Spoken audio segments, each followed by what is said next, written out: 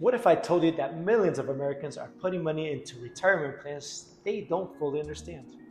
What if I told you that you can spend 30, 40, 50 years saving money only to discover you still have to ask permission to use it, pay taxes on it, and possibly get penalized for taking it out? And here's a scary question. What if the biggest retirement plan in America wasn't designed to make you financially free, but simply keep you participating in the system? Let's talk about it. Welcome back to Banking for Legacy podcast.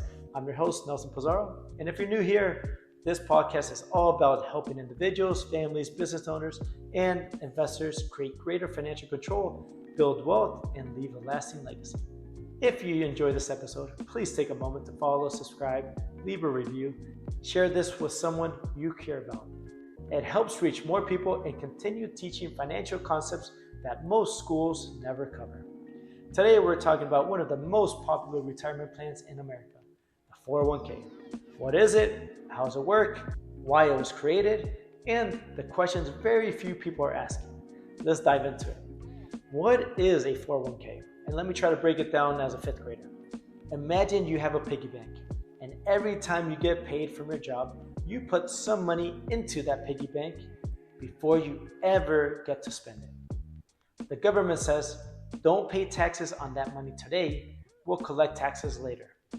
That piggy bank is basically that 401k. Instead of sitting in your room, the money gets invested into things like stocks, mutual funds, bonds, and other investments. The hope is that over years, the money grows. Sounds simple enough, right?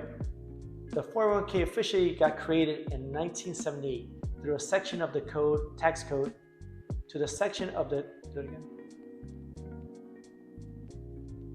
whole thing again. The 401k was officially created in 1978 through a section of the tax code called Section. Before that, many workers relied on pensions. Pension was simple. You worked for a company, the company promised to pay you income when you retired. Over time, companies discovered pensions started getting very expensive.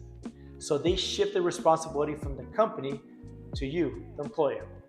Now, instead of the company being responsible for your retirement, you became responsible. The government helped encourage participation by offering tax incentives. The results, the 401k became one of the most popular retirement vehicles in America. Let's just say you earned $5,000 per month. You decided to contribute 10%. Before you ever see that money, $500 comes out of your paycheck. You never touch it, you never hold on to it, you never spent it. It automatically goes into your retirement account. Many people love this because it forces them discipline, which I agree on, and that's a valid benefit. Some people don't even know where the money goes. This is where most people get confused. The money doesn't just sit there, it actually gets invested. Usually, you'll have choices such as S&P 500 funds, target date funds, mutual funds, bonds, international funds. Some people choose their investments, others simply click a button and let someone else decide. Either way, your money is tied up to the market performance. When the market goes up, your account generally goes up. When the market goes down, you guessed it, your account generally goes down. Now, let's talk about something many people love, the company match. You might hear, we'll match you 3, 4, even 6%. That sounds amazing, and often it is. If somebody gives you free money, pay attention to that. Do you really think it's going to be free? The match also creates what some call golden handcuffs. The longer you stay, the more benefits you accumulate. The harder it becomes to leave, and again, not necessarily bad, just something for you to understand. Contribution limits change based on IRS rules. The important thing to know is that there are annual limits on how much money you can put in. Some people also qualify for catch-up contributions as they get older. Always verify limits because they can change.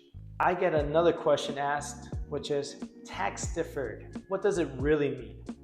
This is one of the biggest misunderstandings. Many people think money is tax-free, which is incorrect. It is tax-deferred. Deferred means postponed. You simply delay paying taxes now. You did not eliminate them. Think about it this way. The government is saying we will wait until later to collect our share. The big question is, what will taxes be in the future? Now, what happens when you actually need money from your 401k? Many people believe it's my money, I can do whatever I want with it. Technically, it is your money, but there are rules. Taking money out before retirement can trigger taxes and penalties. Generally speaking, contributions before 59.5 can result in income taxes plus penalties unless an exception is applied. Again, always consult your tax advisor. Now, can I actually borrow from my 401k? And that's a two-part. Many plans allow loans. Typically, IRS rules limit borrowing the lesser of $50,000 or 50% of the vested balance. The loan is usually repaid back through payroll deductions. Sounds great, right? But ask yourself, why do I need permission to borrow my own money? That's a question worth thinking about. Now, what happens at retirement? Eventually, you reach retirement age. You begin taking distributions, and here's the important part. Most traditional 401k withdrawals are taxable as ordinary income. That's right. You got a tax deduction going in. Now taxes are due coming out. Many people are shocked when they realize this. Now here's another great question that I get. Some people move money into a Roth IRA through a Roth conversion strategy. Here's a key fact. You generally pay taxes on the amount converted. So yes, the money can potentially go tax-free afterwards if rules are followed, but the conversion itself is usually a taxable event.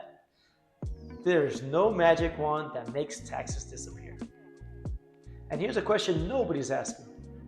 Let's get to the real conversation. Suppose your 401k earns 8, 9, 10, even 11%.